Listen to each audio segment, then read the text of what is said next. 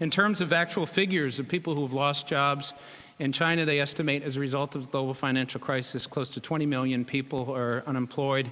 880,000 recently in Thailand lost their jobs, 62,000 garment workers alone in Cambodia. I could go through a list that is about 3 pages long. For the most part, you have people who are in very dire situations.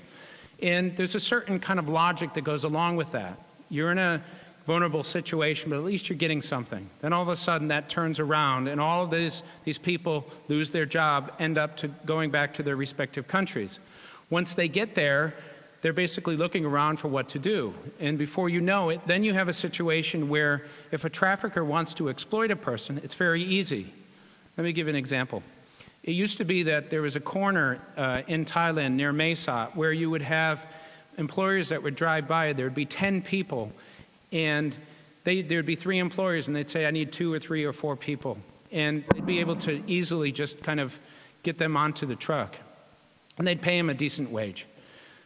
Now what you have is a situation where you have 50 or 60 people waiting at that same corner. 3 people come by. They start to select, I'll give you 200 rupees, or 200 taka, and then they say, no, I'll do it for 150. No, I'll do it for 100. Oh, I'll do it for a meal. So you have this situation where everybody's negotiating downward.